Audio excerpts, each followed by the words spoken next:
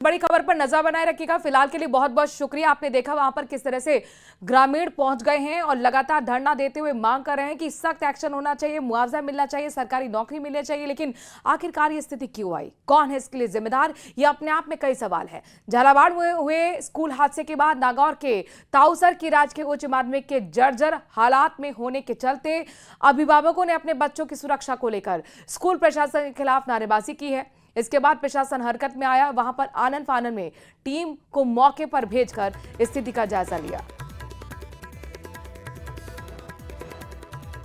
अभी 2-3 दिनों में पूरे जिले के स्कूलों को चिन्हित किया जिनमें छत टपकती है या गड़बड़ है छतों में।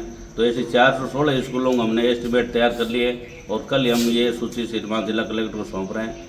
और ये ताऊसर का भी हमें घटना को पता चला कि भाई पट्टियों में कुछ क्रैक्स आई है। हम अभी यहाँ आए हमारे दोनों सैयन के साथ और हम इसका एस्टिमेट बना के आज ही कलेक्टर साहब एडीएम साहब से मिलकर इसका निवारण कराएंगे।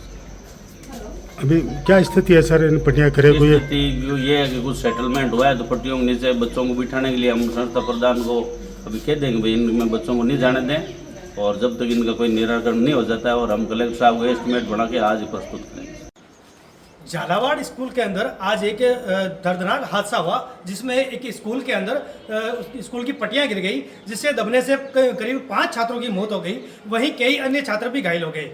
आज मैं खड़ा हूं नागौर जिला मुख्यालय के पास ताऊसर गांव में। ताऊसर की जो स्कूल है वहां पर भी कुछ ऐसी ही जर्जर कंडीशन आप जो देख पा रहे हैं टीवी स्क्रीन पर कि बहुत मात्रा में यहाँ पर पट्टियां टूट चुकी है और कई मात्रा जो पट्टियों का जो मलबा है वो टूटकर नीचे गिर रहा है। इसी के दौरान आज यहाँ पर वैसे पट्टियों को रोकने के लिए स्कूल प्रशासन के द्वारा अस्थायी तौर पर कई जगहों पर लोहे की एंगल्स लगाकर पट्टियों को रोका जा रहा है। आपको बता दें कि इस स्कूल के अंदर करीब 100 से ज्यादा जो पट्टियां हैं वो गिरने की कगार पर है, जिसको लेकर रोकने का जो एक टेम्परेरी जो प्रयोग है वो स्कूल प्रशासन वगैरह गांव के भामाशाहों द्वारा किया जा रहा है। आज हम यहाँ के प्रिंसिपल से मिलकर उनसे बात करेंगे और जानेंगे कि क्या है इस स्कूल की हालत और वो क्या इसको रोकने के लिए क्या प्रयास कर रहे हैं।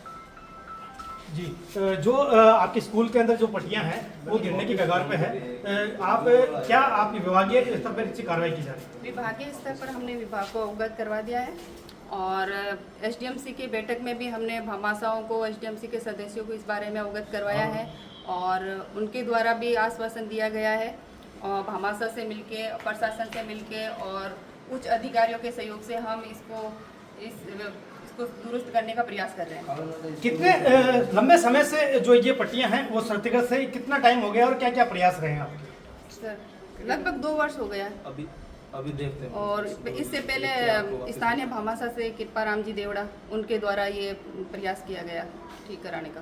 जी, तो जैसा कि आपने जाना कि पिछले 2 वर्षों से ये स्कूल की ये जो जर्जर हालत है वो आप ये देख पा रहे हैं, लेकिन जिला मुख्यालय के पास में होने के बाद भी जो जिला मुख्यालय पर जो शिक्षा विभाग के अधिकारी बैठे हैं उनकी नींद नहीं खुली है। पता नहीं वो क्यों इस बड़े हादसे की जो इंतजार में यहाँ के जो शिक्षा अधिकारी है वो बैठे हैं। कैमरामैन लालचंद सैनी के साथ प्रकाश तंवर, न्यूज 18 राजस्थान, नागौर।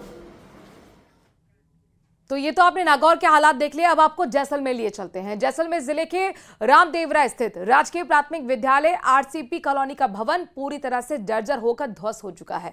कुछ सालों पहले कम छात्र संख्या के चलते विद्यालय को मर्ज कर दिया गया था, लेकिन उसके बाद देखरेख के अभाव में यह भवन पूरी तरह से खराब हालत में पहुंच गया है। हाल ही में हुई भारी बारिश के बाद इसकी कई दीवारें गिर गई हैं और ऐसे में हादसे की आशंका बनी हुई है। प्रधानाचार्य उगम सिंह तंवर ने बताया कि इस संबंध में संबंधित अधिकारियों, ग्राम पंचायतों को अवगत कराया गया है। जल्द ही इसकी मरम्मत कर भवन का उपयोग सुनिश्चित किया जाएगा।